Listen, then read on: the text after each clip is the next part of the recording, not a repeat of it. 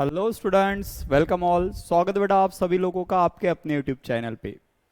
Basically हम लोग आज की इस क्लास में बाइनोमियल डिस्ट्रीब्यूशन, ये जो हमारा टॉपिक है, इस टॉपिक के ऊपर कुछ पीवाईक्यू सॉल्व करने वाला है एमएसटी सीईटी एग्जाम से। ओके, ज़्यादा टाइम न लेते बेटा डायरेक्टली हम लोग क्वेश्चन से स्टार्ट करेंगे। आप सभी को पता है बाइनोमियल डिस्ट्रीब्यूशन में जो भी हमारी प्रोबेबिलिटी होती है हम लोग उससे सिर्फ दो टर्म में अज्यूम करते हैं, either in terms of success और in terms of failure. Probability of success is called as P and probability of success failure is called as Q।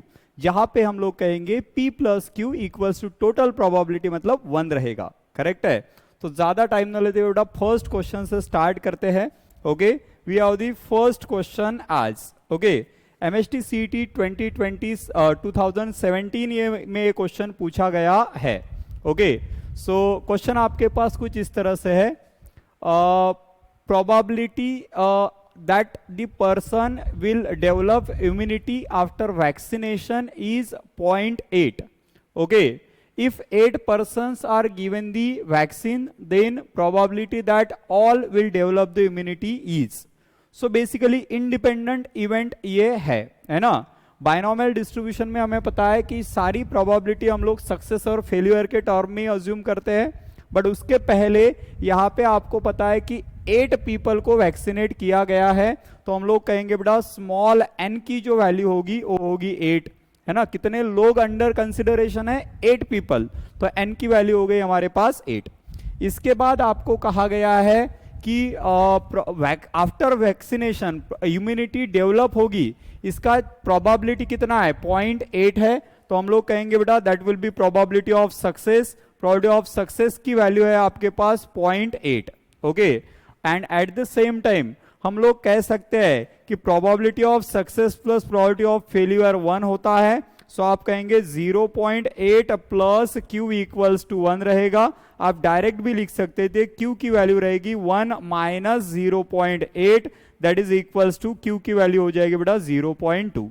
चलो देखिए, तो बाइनोमियल डिस्ट्रीब्यूशन के लिए जो बेसिक चीजें हमें जरूरी होती है कि n की वैल्यू कितनी है, प्रोबेबिलिटी ऑफ सक्सेस कितना है और प्रोबेबिलिटी ऑफ फेलियर कितना है, ये सारी चीजें हम लोगों ने यहाँ पे ऑब्टेन कर ली है। अब आपको इस क्वेश्चन में क्या पूछा गया है? आपको कहा गया है कि ऐसी प्रोबेबिलिटी फाइंड करनी है जहां पे पर्सन जो है वो क्या करेंगे, ह्यूमिनिटी को कितने लोगों में ह्यूमिनिटी ऑब्टेंड होगी इसकी प्रोबेबिलिटी पूछी है। मतलब सीधा सीधा हम लोग कहेंगे बेटा इस केस में जो R है मतलब X है, वो सारे लोगों को हमें अज्यूम करना है क्योंकि इंडिपेंडेंट इवेंट है। सो यहाँ पे X की वैल्यू हो जाएगी बेटा 8। मतलब आप कहेंगे कि आपको पूछा है probability of X is equals to 8 की वैल्यू, है ना। सो हमें पता है बेटा probability of x equal to 8 अगर फाइंड करना है तो फॉर बाइनोमियल डिस्ट्रीब्यूशन हमारे पास प्रोबेबिलिटी डिस्ट्रीब्यूशन का फॉर्मूला है P of x equals to, हम लोग कहेंगे NC x कहिए या R कहिए, एक ही बात है क्योंकि R इक्वल टू x होता है जो इस केस में 8 है। NCR multiplied by P raise to the power R into Q raise to the power N minus R, that is how we have the formula. चलो R और X की, R मतलब ही X, उसकी वैल्यू कितनी है 8 और N की value भी कितनी है बेटा 8, सारे वैल्यू सब्स्टिट्यूट कर लीजिए। तो आप कहेंगे probability for probability in which all the 8 people will develop the immunity will be as, होगा बेटा 8C8। Okay, probability of success है 0.8 और R कितना है? R है बेटा 8 multiplied by probability of failure है 0.2 और उसकी पावर बन जाएगी बेटा n माइनस आर, मीन्स हम लोग कहेंगे 8 माइनस 8। करेक्ट है। सो फाइनली वी हैव, हमें पता है 8C8 मतलब वैल्यू कितनी होगी 1 मल्टीप्लाइड बाय रहेगा बेटा 0.8 रेज टू द पावर कितना 8 और फाइनली आपके पास है 0.2। ओके, 8 माइनस 8 मतलब इसकी पावर हो जाएगी 0। Anything raise to the power 0 means कितना 1, तो आपके पास वैल्यू बन गई 1 multiplied by 0.8 raise to the power 8 multiplied by again 1, so your final answer is 0.8 raise to the power 8। Okay, कुछ इस तरह से बेटा आपके पास फाइनल आंसर रहेगा। सो आप कहेंगे ऑप्शन नंबर बी जो है वो आपका करेक्ट आंसर होगा। बायनोमियल डिस्ट्रीब्यूशन की हम लोग बात कर रहे थे, जहां पे पहले क्वेश्चन के लिए हमारे पास जो आंसर बना है वो है बेटा 0.8। Okay, so that is how we have the final answer. Hope आपको क्लियर है। हम लोग आगे बढ़ेंगे और हमारा अगला जो क्वेश्चन है बायनोमियल डिस्ट्रीब्यूशन का, उसे सॉल्व करने की कोशिश करते हैं। So here we have the next question. देखिए क्या दिया है बेटा अगले क्वेश्चन में, आपको कहा है रैंडम वेरिएबल x जो बायनोमियल डिस्ट्रीब्यूशन को रिप्रेजेंट कर रहा है, the value of mean and variance are 18 and 12। देखिए हम लोगों ने बायनोमियल डिस्ट्रीब्यूशन के लिए बेटा कुछ फॉर्मूलेस पढ़े थे। अगर आपके पास बायनोमियल डिस्ट्रीब्यूशन है रैंडम वेरिएबल के लिए, जिसे आप कह रहे हो बेटा n, p, तो आप सभी को पता है मीन वैल्यू जिसे हम लोग एक्सपेक्टेड वैल्यू भी कहते हैं, है ना, मीन वैल्यू जिसे हम लोग एक्सपेक्टेड वैल्यू भी कहते हैं, उसके लिए फॉर्मूला था n मल्टीप्लाइड बाय p। उसके बाद आप लोगों ने कहा था बेटा वेरिएंस ऑफ x के लिए फॉर्मूला होता है, वेरिएंस ऑफ x के लिए फॉर्मूला होता है n multiplied by p multiplied by q। और इसके रिलेटेड एक और मिलता जुलता फार्मूला हम कहते हैं p plus q equals to कितना होता है 1। तो ये तीन फार्मूलों को अगर आप यूज करोगे तो आसानी से आपका ये क्वेश्चन सॉल्व हो सकता है। ओके, चलो let us start with the question. आपको कहा गया है बेटा मीन वैल्यू कितनी है, what is mean value, mean value है आपके पास 18।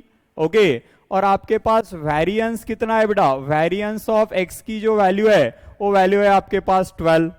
ओके, मीन वैल्यू है 18, वेरिएंस ऑफ x की वैल्यू कितनी है 18 और 12। चलो सॉल्व करते हैं। मीन मतलब होता है n multiplied by p which is equals to 18।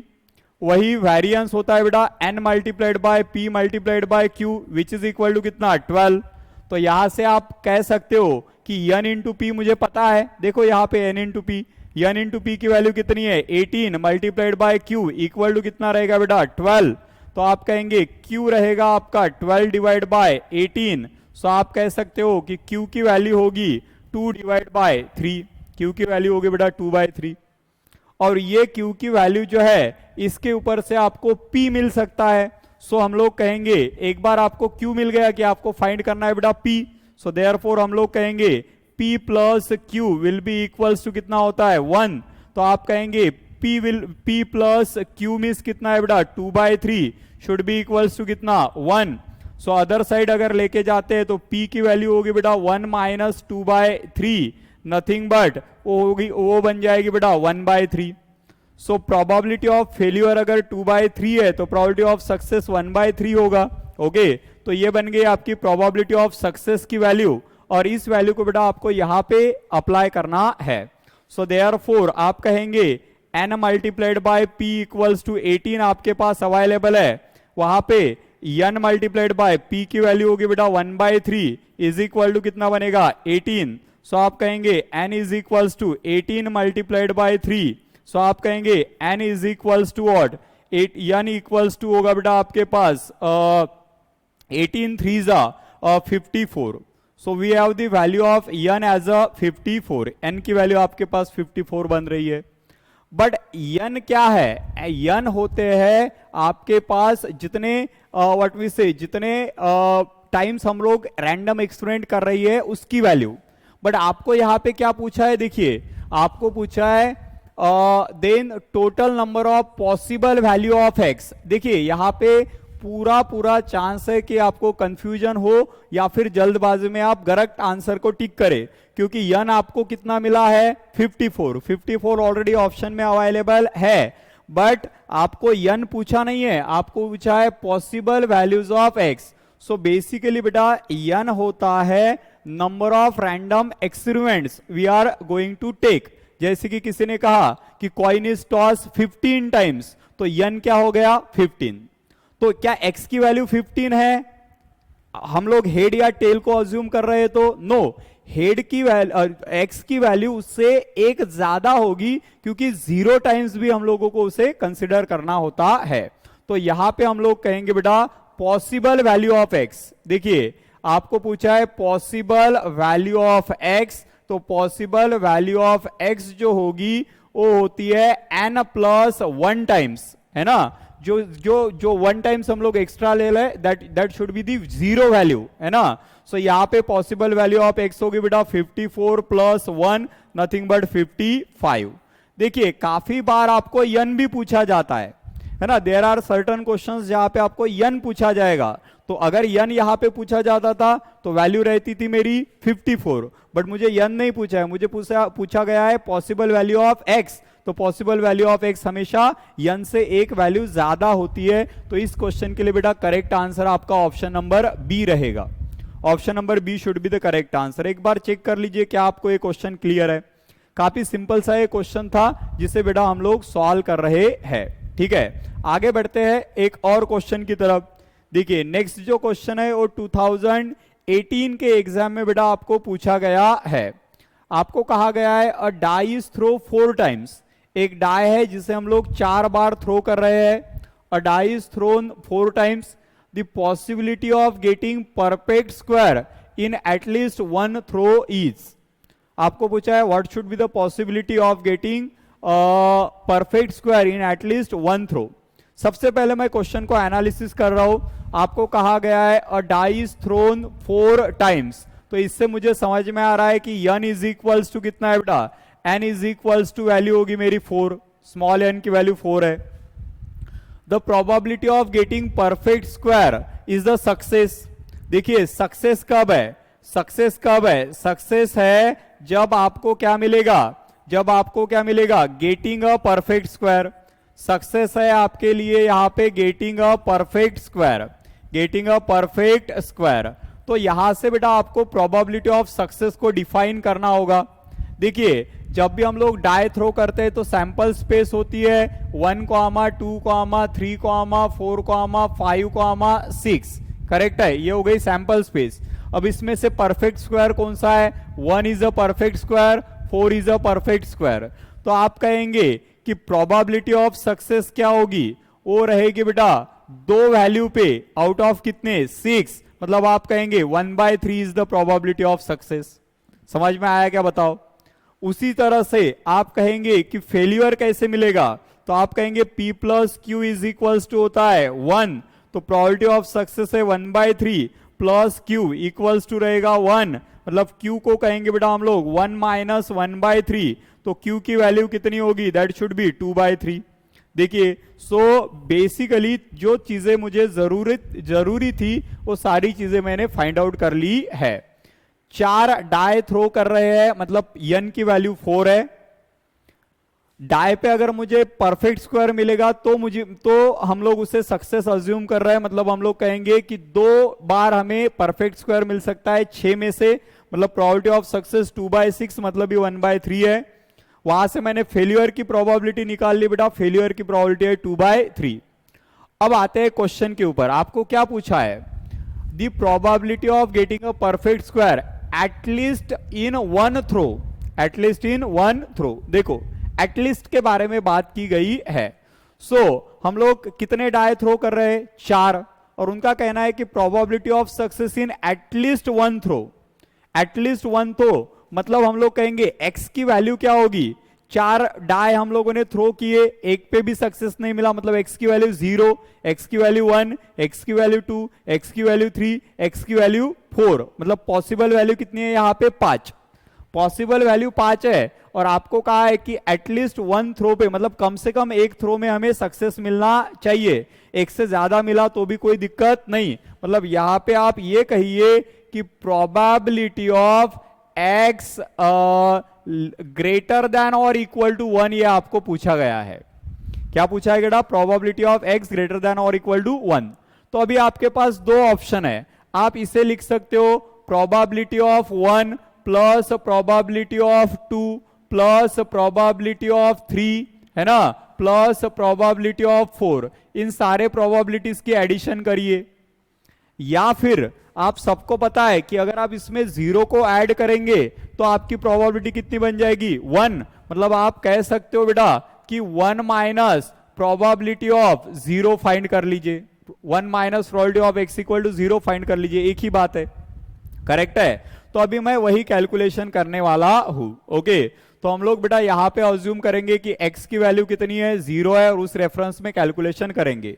So probability for x less than और equal to 1 should be equal to 1 minus, okay, probability of 0 के लिए लिखना है बेटा फॉर्मूला होता है हमारे पास NCR, यहाँ पे n की वैल्यू है 4, C R की वैल्यू कितनी है 0, R मतलब ये x। प्रोबेबिलिटी ऑफ सक्सेस है बेटा आपके पास कितना 1/3 raise to the power R, R मतलब है 0, multiplied by probability of failure है यहाँ पे मेरे पास 2/3 और उसकी पावर होती है n माइनस आर। ओके, तो n है 4 माइनस r है बेटा 0। चलो सॉल्व कर लीजिए इसे। So we have the calculation as 1 minus 4c0, इसकी वैल्यू बनेगी बेटा 1, मल्टीप्लाइड बाय 1/3 रेज टू 0, वो भी बनेगा 1, और मल्टीपल ऑफ होगा बेटा 2/3, उसकी पावर कितनी 2/3 की पावर होगी बेटा 4, 2/3 की पावर कितनी होगी 4। So we have the calculation as 1 minus 2/3 की पावर 4, हम लोग लिख सकते हैं 2 की पावर 4 मतलब कितना 8, और 3 की पावर 4 मतलब कितना 3 की पावर 4 मतलब होगा बेटा 81, करेक्ट है ना। 2 की पावर 4 मतलब 2 multiple of 2 square multiple of 2 square which is equal to 4 multiple of 4 which is equal to कितना 16, आई एम सॉरी 2 की पावर 4 मतलब कितना होगा 16 होगा, 2 की पावर 4 मतलब होगा 16, और 3 की पावर 4 मतलब होगा बेटा 3 square multiplied by 3 square which is equal to 9 multiple of 9, so 9 9 जा 81। ओके, चलो सॉल्व कर लीजिए बेटा। So finally probability of x greater than और इक्वल टू 1 जो होगा वो रहेगा 81 minus 16 divide by 81, final calculation कर लीजिए। सो 81 माइनस 16 मतलब कितना 81 माइनस 16 मतलब रहेगा 65 divide by 81, that is how we have the final answer. Check कर लीजिए बेटा answer. So 65 upon 81 means option number B जो है वो आपका फाइनल आंसर होना चाहिए। That is how we are suppose to solve the question. हम लोग डाई 4 बार फाइंड थ्रो कर रहे थे, इसलिए n की वैल्यू 4 है। परफेक्ट स्क्वायर मिलेगा तो सक्सेस है, इसलिए हम लोग कहेंगे कि 2 बार परफेक्ट स्क्वायर मिल रहा है। प्रोबेबिलिटी ऑफ सक्सेस 2/6 मतलब ही 1/3 है। फेलियर की प्रोबेबिलिटी 2/3 है। ये थोड़ा समझने जैसी बात है।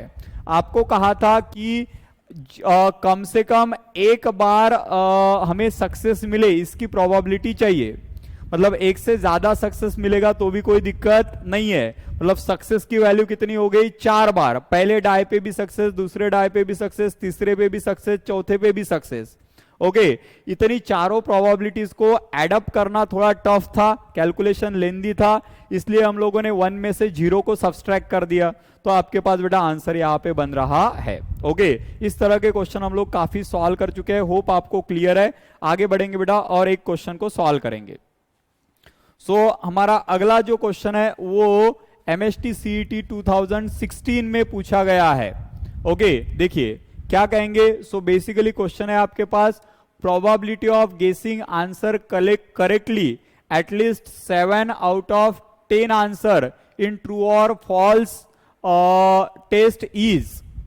देखिए, सो बेसिकली आपको प्रोबेबिलिटी चाहिए जब आप कम से कम 7 आंसर्स को करेक्टली आंसर करोगे, जो कि कितने में से 10 में से जो है ट्रू और फॉल्स टाइप के। देखिए क्वेश्चन को अच्छे से समझने की कोशिश करिए। टोटल कितने क्वेश्चंस है 10 क्वेश्चन। ओके, तो आप कहेंगे बेटा n इज इक्वल टू कितना हो गया 10। अब क्वेश्चन कैसे है ट्रू और फॉल्स तरह के, मतलब प्रोबेबिलिटी ऑफ सक्सेस कितनी होगी 1/2, करेक्ट है ना। प्रोबेबिलिटी ऑफ फेल्यूर भी कितना होगा बेटा 1/2, प्रोबेबिलिटी ऑफ फेल्यूर भी होगा 1/2। अब आपको पूछा क्या है वो देखिए, प्रोबेबिलिटी ऑफ गेसिंग करेक्टली एटलीस्ट 7, कम से कम 7 बार, कितने में से 10 में से कम 7 बार करेक्ट आंसर चाहिए। मतलब 7 बार करेक्ट है तो भी ठीक है, 8 बार करेक्ट है तो भी ठीक है, 9 बार करेक्ट है तो भी ठीक है, और 10 टाइम्स करेक्ट है तो भी ठीक है। अरे समझ में आया क्या। एटलीस्ट मींस कम से कम 7 से ज्यादा आंसर चलेंगे। मतलब आपको यहां पे फाइंड करना है बेटा probability of x is equals to 7 plus probability of x is equals to 8 plus probability of x is equals to 9 plus probability of x is equals to 10 की वैल्यू। अगर हम लोग उस तरह के अदर वे से जाते थे तो 1 में से बची हुई सारी प्रोबेबिलिटी सब्सट्रैक्ट करनी थी, उससे अच्छा तो ये 4 फाइंड करना है ना। चलो स्टार्ट करते बेटा। सबसे पहले probability of x is equal to 7 के लिए क्या होगा, n की वैल्यू कितनी है 10, nc r की वैल्यू कितनी है बेटा 7, सक्सेस की प्रोबेबिलिटी है 1/2 raise to the power n, मतलब r कितना है बेटा 7 मल्टीप्लाइड बाय अगेन फेल्यूर की प्रोबेबिलिटी है 1/2 n माइनस आर मतलब 10 माइनस 7। क्लियर है क्या, देख लो एक बार। ये है बेटा पहले पार्ट के लिए कैलकुलेशन। प्लस क्या कहेंगे आगे 10c8 okay, probability of success miss हो कहेंगे हम लोग 1/2, उसकी पावर कितनी है 8, प्रोबेबिलिटी ऑफ फेल्यूर है वापस 1/2, पावर कितनी होगी बेटा 10 माइनस 8 ओके। प्लस क्या कहेंगे 10c9, प्रोबेबिलिटी ऑफ सक्सेस है 1/2, उसकी पावर कितनी है 9, NC P raise to the power x होता है, x की वैल्यू 9 है, और फेल्यूर है 1/2, यहां पे होगा बेटा 10 माइनस 9। और फाइनली क्या कहेंगे हम लोग 10c10 okay, probability of success है 1/2, उसकी पावर कितनी है x की वैल्यू है 10, और प्रोबेबिलिटी ऑफ फेल्यूर है 1/2, उसकी पावर कितनी है n minus R means 10 minus 10, 10 minus 10। Calculation बेटा प्रॉपरली करना है, करते हैं स्टार्ट। 10c7 मतलब क्या कहेंगे 10 फैक्टोरियल अपॉन हम लोग कहेंगे बेटा 7 factorial multiplied by 10 minus 7 factorial मतलब 3 फैक्टोरियल लिख रहा हूं मैं डायरेक्टली, करेक्ट है। यहां पे होगा बेटा 1/2 की पावर कितनी 7, यहां पे होगी 1/2 की पावर 10 माइनस 7 मतलब कितना 3, 10 माइनस 7 मतलब 3। आगे बढ़िए 10c8 को कैसे सॉल्व करेंगे 10 factorial upon 8 factorial multiplied by 10 minus 8 मतलब 2 फैक्टोरियल। एनसीआर का फॉर्मूला पता है ना, एनसीआर इज इक्वल टू होता है n factorial upon r factorial into n minus r factorial. Accordingly मैं अप्लाई करते जा रहा हूं डायरेक्ट, थोड़ा जगह कम है टाइम कम है करके। यहां पे होगा बेटा 1/2 की पावर कितनी है 8, यहां पे होगा 1/2 की पावर कितनी है 2 ओके। आगे बढ़िए प्लस 10c9, ये होगा बेटा 10 factorial upon 9 factorial multiplied by 1 factorial. वापस से 1/2 की पावर कितनी है 9, 1/2 की पावर कितनी है बेटा 1/2 की पावर 10 माइनस 9 मतलब कितना 1, प्लस हम सबको पता है 10c10 मतलब वैल्यू कितनी होती है 1 मल्टीप्लाइड बाय 1/2 की पावर कितनी है बेटा वापस 10, और यहां पे आप कहेंगे 1/2 की पावर 1/2 की पावर कितनी 1/2 की पावर 10 माइनस 10 मतलब 0, एनीथिंग रेस टू 0 आप 1 भी लिख सकते हो। कैलकुलेशन करना है नो डाउट। अब देखिए अगर आप अच्छे से ऑब्जर्व कर पा रहे हो तो मैं क्वेश्चन को थोड़ा शॉर्ट करने की कोशिश कर रहा हूं। 1/2 की पावर 7, 1/2 की पावर 3 मतलब कंबाइन पावर 10, 1/2 की पावर 8, 1/2 की पावर 2 मतलब कंबाइन पावर 10, 1/2 की पावर 9, 1/2 की पावर 1 मतलब कंबाइन पावर 10, और यहाँ पे 1/2 की पावर 1, 1/2 की पावर 0 मतलब कंबाइन पावर 10।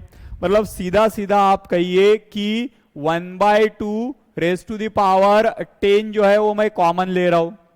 जब मैं 1/2 रेस टू द पावर 10 सारे इसमें से कॉमन लूंगा तो आपके पास क्या बच रहा है वो चेक करिए एक बार। सो बेसिकली मैंने यहाँ पे कहा है बेटा कि 1/2 की पावर 10 जो है वो हम लोगों ने कॉमन लिया है, तो वैल्यूज कुछ इस तरह से बचेगी। पहले पार्ट में 10 फैक्टोरियल ऊपर है, नीचे 7 फैक्टोरियल है, तो इसे लिखूंगा बेटा मैं 10 multiplied by 9 multiplied by 8 multiplied bye 7 factorial divide by already 7 factorial था। कैलकुलेशन करने के लिए इस 3 फैक्टोरियल को कहूंगा बेटा मैं 3 multiplied by 2 multiplied by 1 factorial. ये तो सॉल्व करना ही है, ठीक है। प्लस आगे बढ़िए, देखिए यहां पे कितना है 10, यहां पे है बेटा 8, तो इसे लिखूंगा मैं 10 multiplied by 9 multiplied by 8 factorial. Denominator में ऑलरेडी है आपके पास 8 फैक्टोरियल, तो यहां पे 2 फैक्टोरियल को लिखेंगे बेटा 2 मल्टीप्लाइड बाय 1।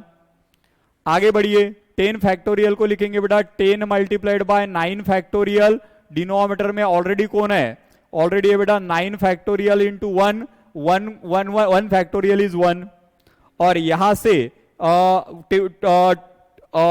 ये सारी वैल्यू हम लोगों ने कॉमन लिए तो प्लस कितना बचा है, 1 बचा है, प्लस बचा है बेटा 1। चलो देख लो एक बार ये ब्रैकेट क्लियर है क्या, शांति से देखो अच्छे से। आखिरी वैल्यू में 2 raise to 1 upon 2 to the power 10 common लिया है, 1 into half raise to the power 0 is 1, तो आखिरी पार्ट 1 बचा है बस। कैंसिलेशन करके फाइनल आंसर ऑब्टेन करना है। सो व्हाट वी हैव, ये 7 factorial cancel, 8 factorial cancel, 9 factorial cancel. क्या बच रहा है बेटा आपके पास, 3 1 जा 3, 3 3 जा 9, 2 1 जा 2, 2 4 जा 8, वापस से 2 1 जा 2, यहाँ पे होगा बेटा कितना, 2 5 जा 10।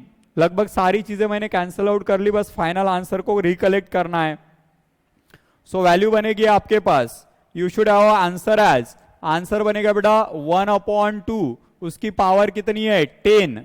न्यूमेरेटर में देखो कितना बचा, 10 इंटू 3 मीन्स 30, 30 इंटू 4 मीन्स 120, तो यहां पे वैल्यू है 120। डिनोमिनेटर में सारा कैंसिल हो गया, 5 इंटू 9 मीन्स बचा है बेटा 45, प्लस यहां पे कितना है 10, और फाइनल वैल्यू कितनी है 1, so that is how we have the answer. So solve कर लीजिए इसे, we have the answer as, देखिए 1 अपॉन 2 की पावर कितनी है 10, सो बेटरली हम लोग कहेंगे 1 upon 2 raise to the power 10 as it is. Numerator में बनेगा आपके पास कितना, what is value in the numerator, numerator में क्या आंसर बन रहा है बेटा देखो एक बार। सो न्यूमेरेटर में आपके पास वैल्यू बनेगी 120 प्लस 45 प्लस 10 प्लस 1, मतलब 120 प्लस 45 मतलब हो जाएगा 165, 175, 176, 176 बनेगा। चेक कीजिए एक बार, इज इट करेक्ट, 120 प्लस 45 मतलब 165, सही है ना, 165 प्लस 10 175, 176, ओके। सो 176 तो कहीं हमें डिनोमिनेटर में दिख नहीं रहा है, इसे लिख सकते बेटा हम लोग 1 अपॉन 2 की पावर 10 मतलब कितना, 2 raise to the power 9 multiple of 2, तो यहां पे वैल्यू हो जाएगी 176। हाफ कर लीजिए, हाफ अगर वैल्यू लेते हैं तो ये 2 और ये कैंसल, तो 176 के हाफ कितना, हाफ ऑफ 176 इज 150 के हाफ हो गए 125, और ये 23 कितना बेटा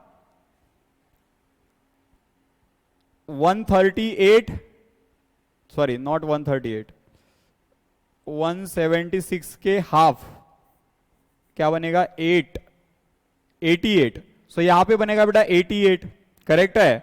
सो वापस से आप चेक कर सकते हो कि ये जो वैल्यू है ना, यहां पे जो 88 आपको मिला है ये 88 4 का मल्टीपल है, सो इसे लिखूंगा मैं 1 upon 2 raise to the power 7 multiplied by 2 square, और 88 को लिख सकते बेटा हम लोग 22 मल्टीप्लाइड बाय कितना 22 मल्टीप्लाइड बाय 4, ये पार्ट हो जाएगा कैंसल।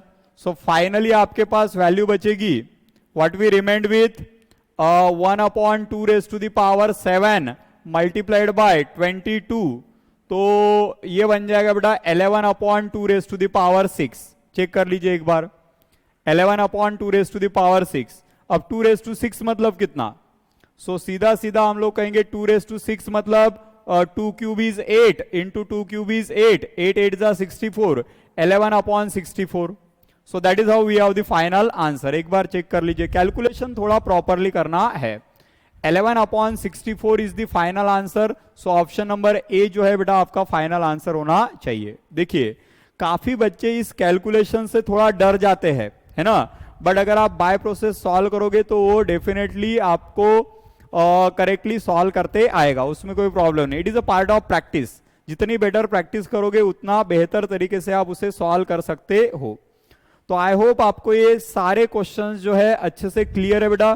कुछ इसी तरह के और क्वेश्चंस हम लोग हमारे अगले सेशन में कंटिन्यू करेंगे। तब तक के लिए इतना ही। Thank you so much, all the best, thank you.